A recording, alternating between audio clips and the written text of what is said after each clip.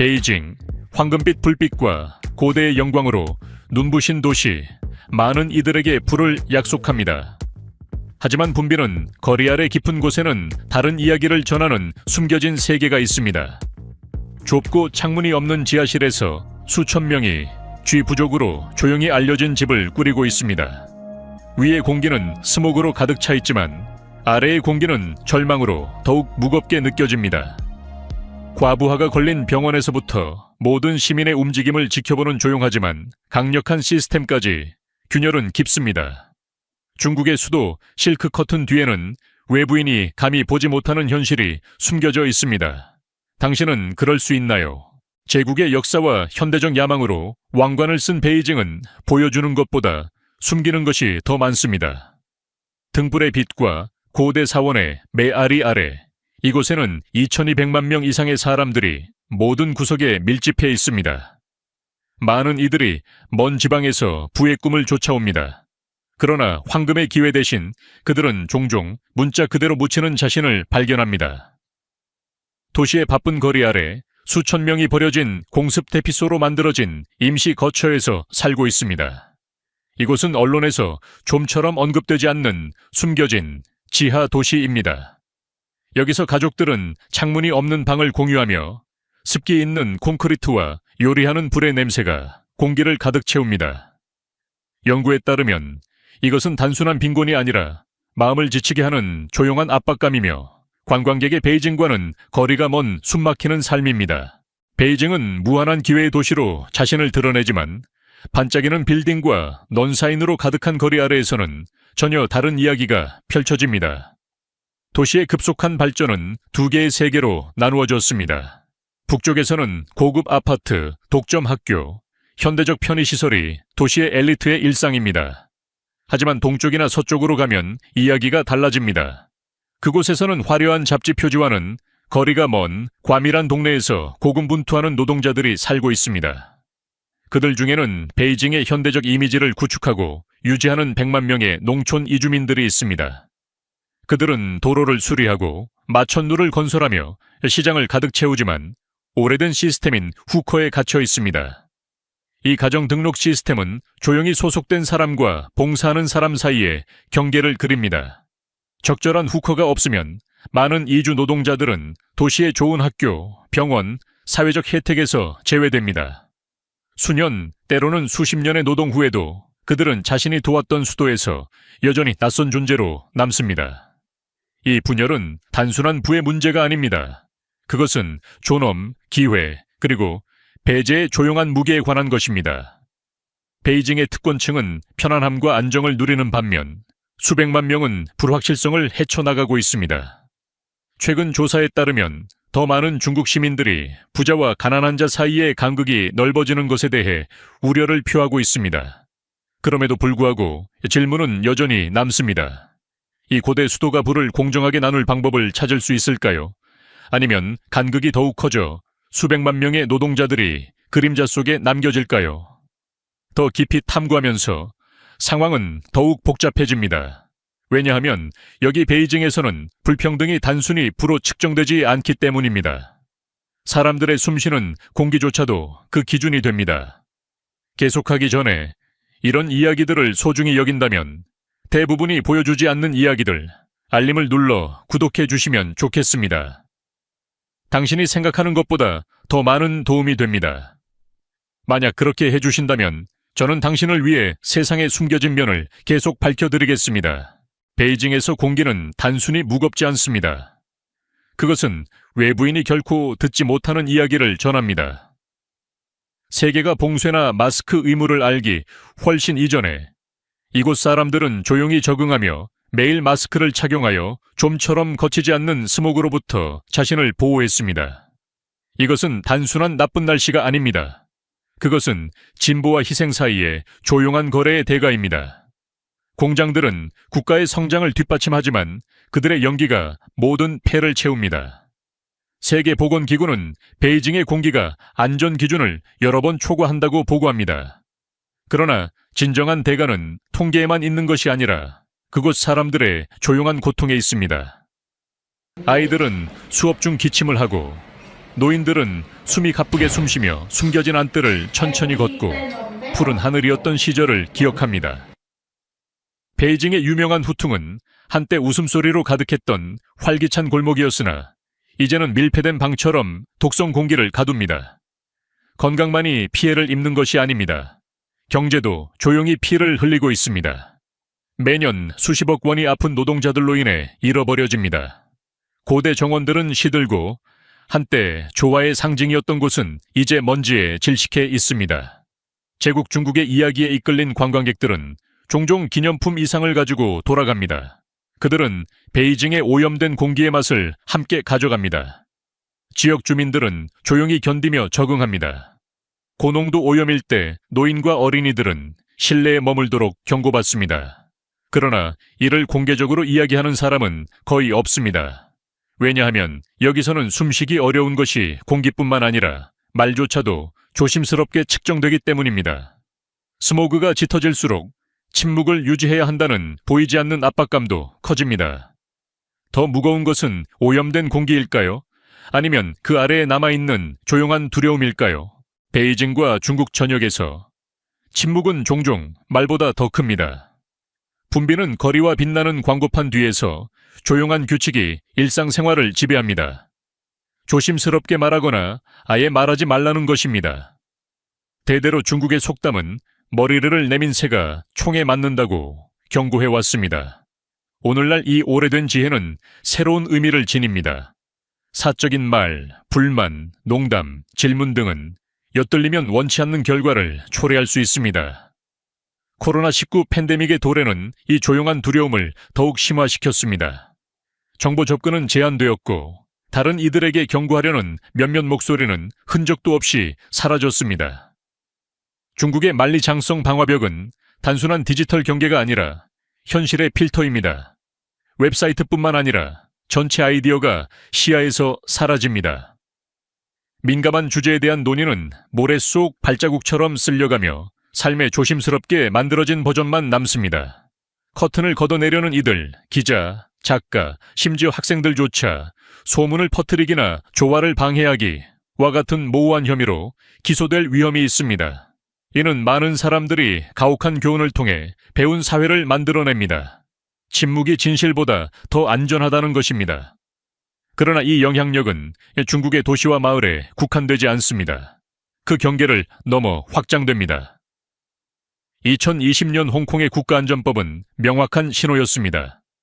반대는 안전한 피난처가 없습니다. 해외에서 공부하는 중국 학생들도 종종 감시당하는 불안한 기분을 묘사하며 외국 땅에서도 자유롭게 말하지 않으려 합니다. 어떤 이들은 충성 때문이 아니라 두려움 때문에 침묵을 선택합니다. 한편 중국의 목소리는 해외에서 더욱 커지고 있습니다. 국제 미디어, 대학, 심지어 예술과 문화 교류에서의 파트너십을 통해 중국의 이미지는 조심스럽게 관리되고 있습니다. 부드럽지만 단단하게 세상이 중국을 어떻게 보는지를 형성합니다. 더 가까이 들여다보려는 이들에게 질문이 제기됩니다.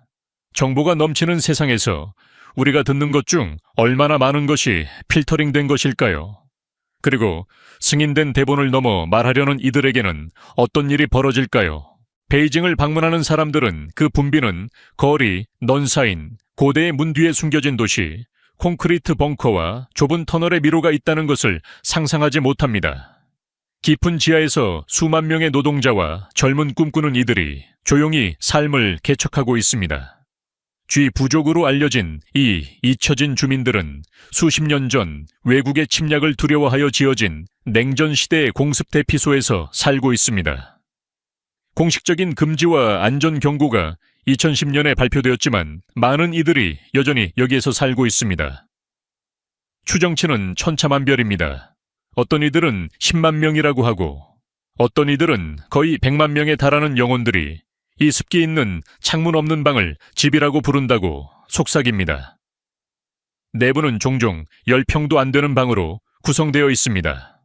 공기는 탁하고 빛은 부족하며 벽은 종종 은결로 땀을 흘립니다. 그러나 많은 이들에게 이것은 도쿄와 뉴욕의 아파트 가격과 맞먹는 도시에서 남은 유일한 선택입니다. 지하 생활은 매일의 도전으로 가득 차 있습니다. 주민들은 노후된 배관이 늘어선 좁은 통로를 지나고 비좁은 공동 주방과 화장실을 공유합니다. 깜빡이는 불빛은 젊은이들이 불확실한 꿈을 쫓고 열린 하늘을 지하 벽으로 바꾼 농촌 이주민들의 이야기를 전하는 것처럼 보입니다. 이 숨겨진 세계는 베이징의 주택 위기의 단순한 증상 이상의 것입니다. 중국의 수도에 빛나는 외관 뒤에 숨겨진 희생의 상징입니다. 쥐부족에게 생존은 단순히 생계를 유지하는 것이 아니라 누군가 감히 바라보지 못하는 그림자 속에서의 삶을 받아들이는 것입니다. 베이징의 높은 마천루와 넌사인으로 가득한 거리 뒤에는 보이지 않는 벽, 후커 제도가 있습니다. 이 제도는 2958년에 도입되어 중국이 내부 이주를 통제하려 했던 시기에 만들어졌습니다. 오늘날 이 제도는 시민들을 도시와 농촌으로 나누고 있습니다. 단순한 등록이 아니라 당신이 소속된 사람인지 아니면 외부인인지를 결정하는 레이블입니다. 도시 후커를 가진 사람들은 베이징의 최고의 병원, 엘리트 학교, 사회적 혜택의 문이 열립니다. 그러나 도시의 약속을 쫓아온 수백만 명의 농촌 이주민들에게 이러한 문은 굳게 닫혀 있습니다. 수십 년간 일하고 자녀를 키우고 세금을 내도 그들은 여전히 오래전에 떠난 먼 마을에 공식적으로 묶여 있습니다. 그들의 자녀는 종종 과밀하고 자금이 부족한 학교에 다니는 반면 이웃의 자녀들은 돈과 등록으로 구입할 수 있는 최고의 교육을 받습니다. 병원도 마찬가지로 적절한 후커가 없는 이들에게 더 많은 비용을 청구하여 기본적인 의료조차 재정적인 도박이 됩니다. 사회학자들은 후커를 세계에서 가장 고집스러운 사회적 분리 시스템 중 하나로 묘사합니다. 농촌 노동자들은 단순히 편리함을 거부당하는 것이 아니라 동등한 기회의 존엄성을 부정당합니다. 2억 9천만 명의 이주민이 이 제도 아래 살고 있으며 이는 미국 전체 인구와 맞먹습니다. 그들은 도시가 그들의 노동을 환영하지만 그들의 가족은 환영하지 않는 그림자 속에서 삶을 형성하고 있습니다. 일부 개혁이 그 경계를 부드럽게 하였지만 베이징에서 특권층과 잊혀진 자들 사이의 경계는 여전히 뚜렷합니다. 많은 이들에게 후커 제도는 단순한 서류가 아니라 꿈을 손에 넣기 위해 조용하지만 강력한 힘입니다. 그리고 곧 보게 될 것처럼 이것은 중국 수도의 삶을 형성하는 유일한 장벽이 아닙니다. 베이징에 도착하는 많은 이들에게 그 빛나는 스카이라인과 부의 약속에 이끌려 실제 생활 비용은 조용한 충격으로 다가옵니다. 무엇보다 주택은 꿈이 뿌리내리기보다 더 빠르게 주머니를 비워갑니다. 도시 중심 근처의 보통 아파트는 한 달에 500달러에서 1000달러를 요구하며 현대적 편의시설이나 좋은 위치를 원하면 더 비쌉니다. 깊은 주머니가 없는 이들은 외곽으로 밀려나며 저렴한 임대료는 붐비는 버스와 혼잡한 지하철을 통한 몇 시간의 통근을 대가로 합니다.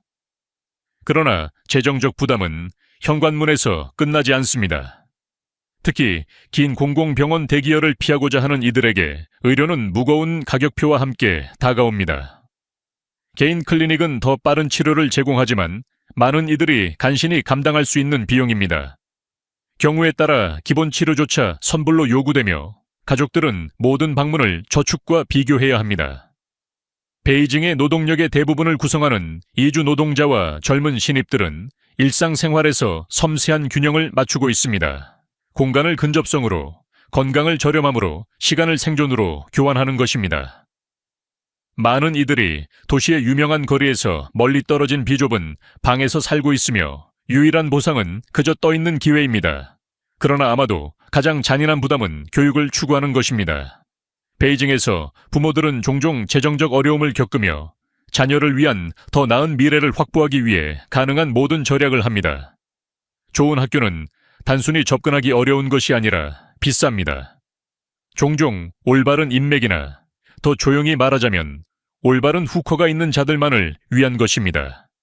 이것은 베이징의 반짝이는 거리 뒤에 숨겨진 무언의 현실입니다. 기회가 실제하지만 항상 대가가 따릅니다. 베이징에서 교육은 단순히 성공으로 가는 길이 아니라 가족의 유일한 희망으로 여겨집니다. 새벽의 첫빛부터 깊은 밤까지 학생들은 교실, 도서관, 학원에서 가득 차 있으며 단 하나의 사건, 중국의 국가대학 입학시험인 가오카오를 준비하고 있습니다. 이 시험은 9시간 넘게 지속되며 많은 이들에게 운명의 문지기로 여겨집니다. 합격하면 국가 최고의 대학으로 가는 문이 열리며 더 나은 삶의 약속이 따라옵니다. 실패하면 길은 급격히 좁아집니다. 그러나 이 추구는 무거운 대가를 치릅니다. 어린이들은 일부는 겨우 10대에 불과한 가족의 기대를 짊어지며 만성적인 스트레스, 불안, 경우에 따라 우울증에 직면합니다. 많은 학생들이 밤에 6시간도 채 자지 못하며 책상 램프의 희미한 빛 아래에서 늦은 밤 공부를 합니다. 성공적인 학생 뒤에는 사교육, 시험 준비 과정, 소중한 학습 자료를 제공하기 위해 편안함과 건강을 희생하는 부모들이 있습니다. 그러나 모든 아이들이 같은 기회를 가지는 것은 아닙니다. 베이징에는 중국의 최고의 학교들이 있지만 접근은 종종 재능이 아니라 가족의 재산이나 영향력에 달려 있습니다. 농촌 가정이나 저소득 동네의 아이들은 종종 자금이 부족한 학교에서 구식 교과서와 압도된 교사들 사이에서 학습하게 됩니다. 그들에게 권위 있는 대학의 꿈은 더 먼 신화처럼 느껴질 수 있습니다. 정부의 보조금이 있더라도 양질의 교육은 여전히 많은 이들에게 사치입니다. 부모들은 자녀의 교육에 쓸 수 있는 모든 위안을 쏟아붓고 종종 긴 근무 시간과 재정적 어려움을 견뎌냅니다. 베이징에 세련된 스카이라인 뒤에는 얇아진 가족, 엄청난 압박을 받은 아이들, 그리고 너무 자주 높은 곳에 서 있는 이들을 선호하는 시스템이 숨겨져 있습니다. 그래서 질문은 여전히 남습니다. 베이징의 교육 시스템에서 성공의 대가는 기회의 길인가? 아니면 감당하기 힘든 짐인가? 당신은 어떻게 생각하나요? 아래에 당신의 생각을 공유해 주세요. 베이징에 빛나는 스카이라인 아래 대부분의 방문객들이 보지 못하는 다른 세계가 존재합니다. 유명한 실크 스트리트 마켓은 혼란스럽지만 무해한 관광지로 보일 수 있지만 그 가판대 뒤에는 열린 비밀이 있습니다. 위조 상품, 고급 핸드백, 시계, 전자제품이 손에서 손으로 넘어갑니다. 거래는 낮은 목소리로 이루어집니다. 관광객들은 종종 자신들이 거래를 찾았다고 믿으며 세계에서 가장 정교한 위조 허브 중 하나에 발을 들여놓은 것을 모릅니다. 중국에 대한 글로벌 압박이 높아지고 있지만 이 거래는 꾸준히 흐르며 사라지기에는 너무 큰 숨겨진 경제를 먹여 살립니다. 더 깊은 지하, 관광객의 군중과 넌사인으로 가득한 골목 아래에는 딕시아청 또는 어떤 이들이 부르는 던전이 있습니다. 냉전 기간 동안 핵 벙커 네트워크로 지어진 이 터널들은 베이징의 엘리트를 재해로부터 보호하기 위해 만들어졌습니다. 오늘날 이곳은 도시에 잊혀진 이들을 보호하며 수천 명의 이주 노동자들이 이 좁고 어두운 방에서 집이라고 부릅니다. 2010년에 관계자들은 이곳을 주거지로서 불법이라고 선언했지만 규칙은 빈곤과 맞서지 못했습니다. 이 터널은 여전히 인구가 밀집해 있으며 도시 아래에 숨겨진 도시로 시야에서 벗어나고 종종 잊혀집니다. 그러나 그림자는 더 멀리 뻗어 있습니다. 최근 몇 년 동안 지하시장은 밀수작전의 주요 플레이어가 되었으며 여기에는 고급 기술의 불법 거래도 포함됩니다. 인공지능 칩에서 최첨단 프로세서까지 금지된 상품이 밀수업자, 상인, 때로는 조용히 운반자로 일하는 학생들을 포함한 네트워크를 통해 국경을 넘습니다. 이러한 숨겨진 거래는 중국의 고위험 기술 야망을 지원하며 무역, 보안, 그리고 도시의 세련된 외관 뒤에서 실제로 무슨 일이 벌어지고 있는지에 대한 글로벌 우려를 불러일으킵니다. 그러나 질문은 여기서 끝나지 않습니다. 이 2100만 명 이상의 인구를 가진 대도시가 확장됨에 따라 또 다른 보이지 않는 위기가 그 표면 아래에서 끓고 있습니다. 그것은 위조 상품이 아니라 거의 누구도 눈치채지 못하는 증가하는 쓰레기 산입니다. 계속해서 함께해 주세요. 2100만 명이 넘는 도시에서 질문은 단순히 베이징이 어떻게 성장하는가가 아니라 모든 쓰레기가 어디로 가는가입니다.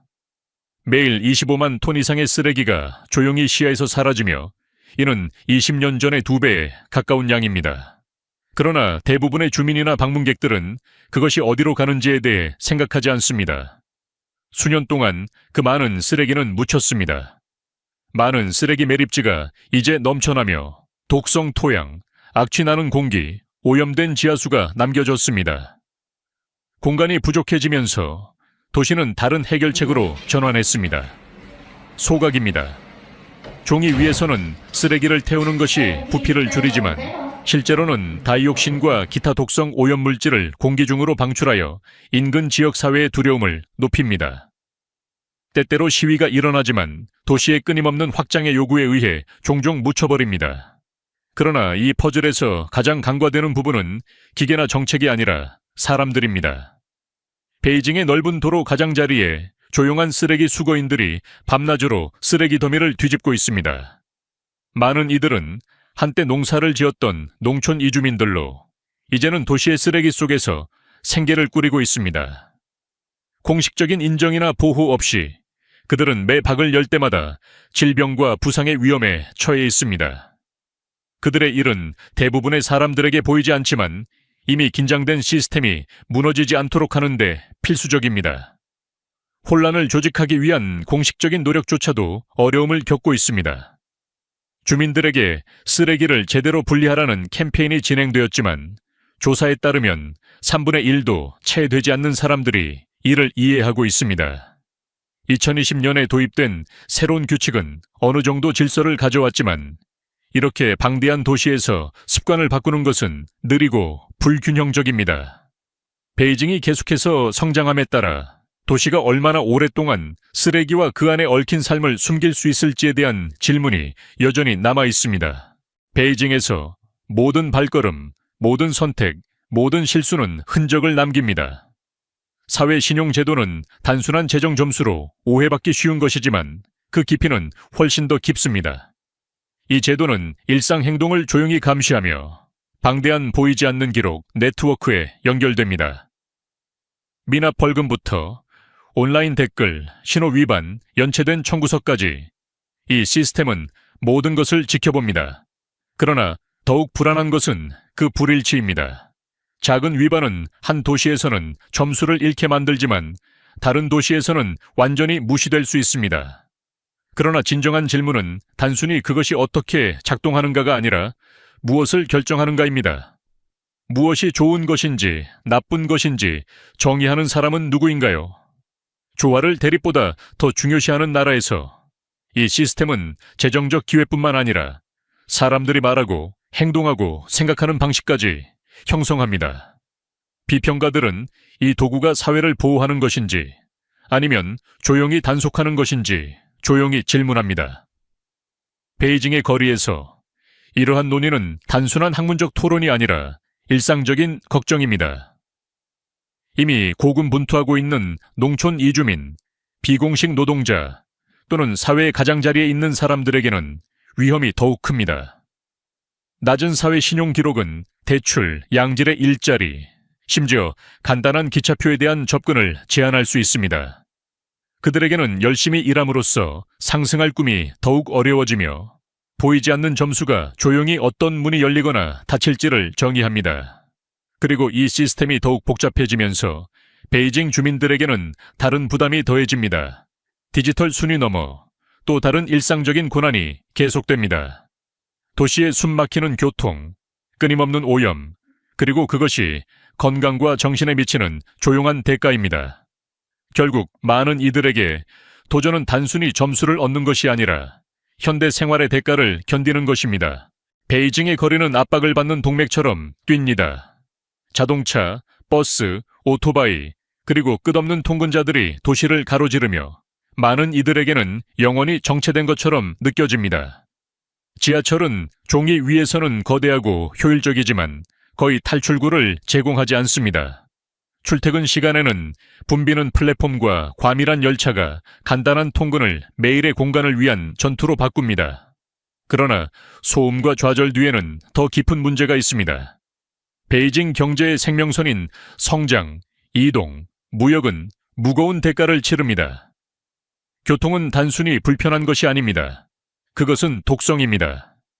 베이징의 악명 높은 스모그는 단순히 공장 연기나 겨울철 석탄 연소가 아닙니다. 그것은 매일 도시의 그릇 같은 지형에 의해 갇혀 있습니다. 거의 600만 대의 차량이 거리를 기어가며 교통체증은 일상생활의 일부가 되었습니다. 피해는 폐를 넘어갑니다. 연구에 따르면 평균적으로 베이징의 노동자들은 연료, 지연 및 관련 비용으로 매달 약 20만 원, 즉 소득의 대략 12%를 잃습니다. 많은 이들에게 이것은 단순한 불편함이 아니라 이미 긴장된 예산에서 또 다른 조용한 소모입니다. 수년 동안 도시는 부담을 줄이기 위해 지하철을 확장하고 자동차 등록을 제한하며 대중교통을 장려하려고 노력했습니다. 그러나 도전은 거대합니다. 이렇게 방대한 수도에서 여전히 많은 사람들이 생계를 위해 개인 차량에 의존하는 상황에서 진전은 마치 양동이로 강물을 퍼내는 것과 같습니다. 베이징 사람들에게 현대화의 대가는 단순히 현금으로 지불되는 것이 아니라 시간, 건강, 그리고 항상 한 걸음 앞서 있지만 결코 닿지 않는 도시를 탐색하는 조용한 피로로 지불됩니다. 모든 크기와 힘에도 불구하고 베이징은 어떤 마천루도 숨길 수 없는 문제에 직면해 있습니다. 바로 커져가는 갈증입니다. 도시의 거리와 고대 성벽 아래에서 땅 자체가 가라앉고 있습니다. 차오양과 같은 지역에서는 땅이 매년 최대 11cm까지 가라앉아 도로를 비틀고 기초를 갈라지게 하며 엔지니어들을 허둥지둥하게 만듭니다. 원인은 무엇일까요? 지하수를 과도하게 추출하는 것입니다. 수백만 명이 의존하는 생명선입니다. 물이 오랫동안 생명과 조화의 상징으로 여겨져 온 나라에서 이 위기는 깊은 상처를 남깁니다. 베이징을 흐르게 하기 위해 정부는 비범한 해결책으로 전환했습니다. 남북 물 전환 프로젝트, 인류 역사상 가장 큰 규모의 프로젝트입니다. 4,000km 이상을 뻗어 있으며 600억 달러 이상의 비용이 드는 이 프로젝트는 남부 중국의 비옥한 강에서 물을 북쪽의 목마른 지역으로 보내고 있습니다. 그러나 그 규모 뒤에는 조용한 우려가 있습니다. 이 거대한 시스템이 증가하는 산업 수요, 예측할 수 없는 기후변화, 그리고 하류 지역 사회에 부과되는 무거운 대가를 견딜 수 있을까요? 문제는 단순한 양이 아니라 질입니다. 산업 폐기물과 부실한 규제가 강과 호수를 오염시켜 종종 회복 불가능한 상태에 이릅니다. 중국의 수면수의 거의 40%가 오염된 것으로 간주되며 4명 중 1명은 깨끗한 음용수에 접근하는데 어려움을 겪고 있습니다. 베이징의 많은 이들에게 수도꼭지를 털는 것은 더 이상 아무 생각 없이 하는 일이 아니라 편리함과 건강 사이의 일상적인 계산의 일부입니다. 도시가 확장되고 갈증이 커져감에 따라 질문은 여전히 남아 있습니다. 베이징이 이웃을 고갈시키고 자신의 우물을 오염시키지 않고 미래를 확보할 수 있을까요? 베이징이 세계의 수도가 되기 훨씬 이전, 이곳은 단순히 북중국의 바람이 부는 평원의 작은 정착지였습니다. 그러나 3,000년이 넘는 세월 동안 이곳은 권력의 중심에서 일어났다가 무너졌다가 다시 일어났습니다. 원나라 시대 쿠빌라이 칸의 철권 아래에서 이 소박한 마을은 제국의 왕좌가 되었습니다. 상인, 전사, 학자들이 도시로 몰려들었지만 그들 중 누구도 가장 중요한 벽 뒤에 무엇이 있는지를 보지 못했습니다. 도시 중심에서 자금성은 거의 10만 명의 장인들이 필요로 하는 건축의 경이로움으로 솟아올랐습니다. 수세기 동안 이 궁전 단지는 평범한 사람들에게 닫혀 있었습니다. 오직 황제, 후궁, 신뢰받는 관리들만이 그 복잡한 안뜰을 걸었습니다. 외부인들은 그 붉은 문 너머에서 무슨 일이 벌어지는지 상상할 수밖에 없었습니다. 오늘날에도 베이징의 노인들은 여전히 조용한 존경심으로 그것에 대해 이야기합니다. 마치 그 돌들이 여전히 과거의 왕조의 속삭임을 담고 있는 것처럼 말입니다. 베이징은 반란, 혁명, 그리고 재창조를 목격했습니다.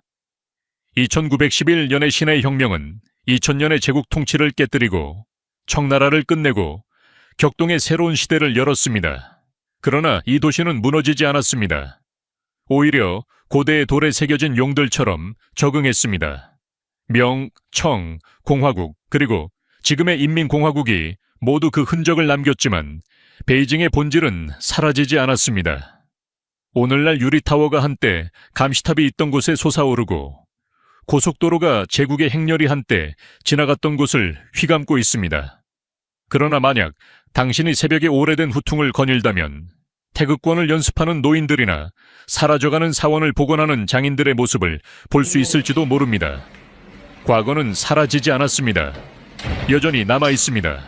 그러나 투어 가이드와 역사책 너머에서 많은 이들은 여전히 궁금해합니다. 제국의 통제의 정신이 여전히 베이징의 넓은 거리와 숨겨진 골목에 메아리 치고 있는지, 결국 황제들이 지켜보도록 지어진 도시는 단순히 누가 지켜보는지를 바꾸었을 뿐입니다. 친애하는 친구여, 오늘의 영상이 흥미롭다면 좋아요 버튼을 눌러주세요. 그렇게 하면 제가 당신이 즐기고 있다는 걸 알 수 있어요. 그리고 아직 채널을 구독하지 않으셨다면 지금 바로 구독해 주세요. 정말로 흥미로운 것들이 당신을 기다리고 있다고 믿거든요. 당신의 응원은 단순한 클릭이 아니라 우리가 전 세계의 매력적인 이야기와 흥미로운 여행을 전해줄 수 있는 원동력이에요. 지금 화면에는 당신이 분명 좋아할 또 다른 영상이 있어요. 클릭해서 함께 탐험을 계속해 봅시다. 오늘의 영상을 시청해 주셔서 감사합니다. 다음 모험에서 다시 만나요. 이 멋진 모험에 동참해 주셔서 감사합니다. 여러분의 생각을 댓글로 남겨주시고 좋아요를 눌러주시고 더 많은 정보를 받아보려면 구독하는 것을 잊지 마세요. 다음에 또 봐요.